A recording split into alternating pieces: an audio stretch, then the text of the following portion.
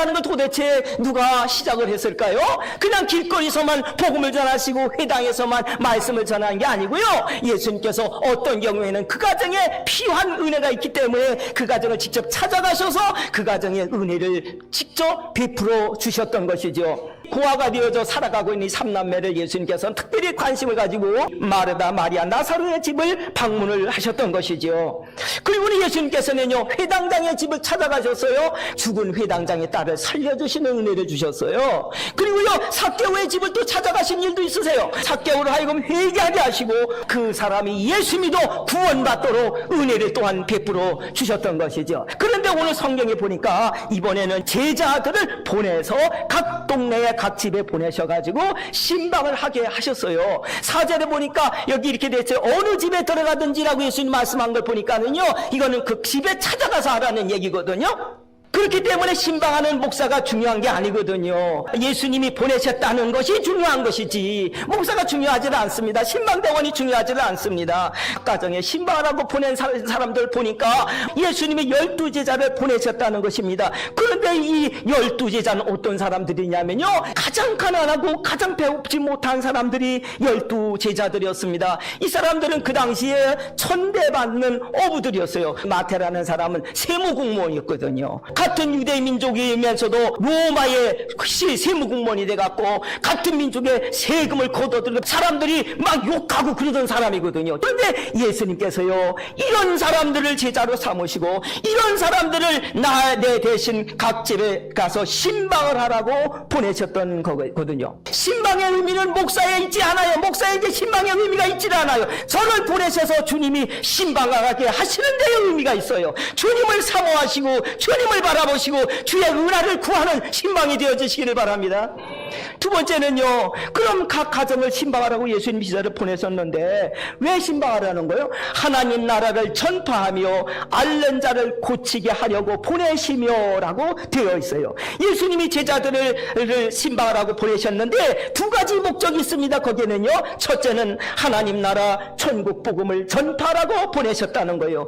예수님도 어느 집에 들어가시든지 그 가정에 천국의 복음을 증거하셨거든요. 예수님이 오셨으니까 식사 대접을 해야 되니까 마르다가 이제 부엌에서 왔다 갔다 하면서 막 급하게 음식을 준비를 하고 있는 얘기가 성경에 나오잖아요. 그런데요, 동생 마리아가 예수님 앞에 앉아가지고요, 말씀을 듣고 있어요. 선생님, 제 동생 좀 혼 좀 내주세요. 이 언제가 이렇게 바쁘게 지금 음식 준비하려고 이리 뛰고 저리 뛰는데 좀 나가서 좀 도와주라고 좀 해주세요. 그러자 예수님이 하신 말씀이, 네 동생 마리아는 이 말씀 듣는 좋은 편을 택했으니 빼앗기지 아니하리라. 주님의 말씀 듣는 것을 주님이 원하십니다. 그거 주시려고 보내시는 것입니다. 제자들을 또한 보내셔서 신방하게 하시는 데는 두 번째 목적이 있다고 오늘 성경에 되어 있습니다. 귀신을 쫓아내며 병든 자를 고쳐주는 은혜를 주시려고 보내신다는 주님의 말씀이 오늘 되어져 있습니다. 그런데 갈릴리 바다에서 평생 고기 잡기만 하던 제자들에게 무슨 병 고치는 능력이 있겠어요? 귀신을 쫓아내라고 말씀하셨는데 귀신을 쫓아내는 것도 뭐 귀신이 꼼짝 못할 만한 어떤 무슨 권세가 있어야 되는 거 아니겠어요? 그러나 주님이 능력과 권세를 주시면 된다는 거죠. 주님께서 이 신방하는 자들에게 그것을 주셨다는 거예요.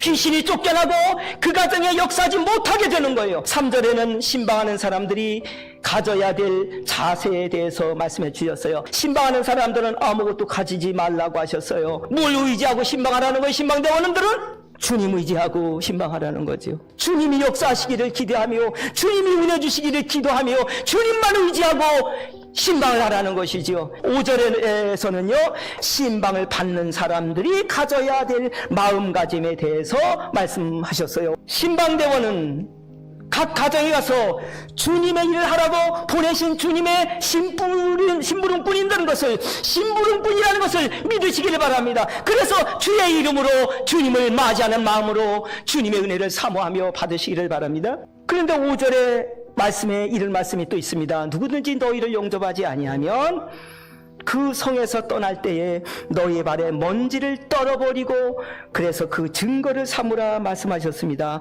예수님이 주시는 그 모든 은혜와 아무런 상관이 없는 사람이라는 증거로 그 집에서 떠날 때 발에 묻은 그 집의 먼지조차도 다 털어놓고 와라. 예수님께서 주시는 은혜와 말씀과 축복과 병 고치는 은혜와 귀신 쫓아내는 그 모든 축복들은 받아들이는 사람이 받을 수 있는 것이지 거절하는 사람은 받을 수가 없는 거라는 것이죠.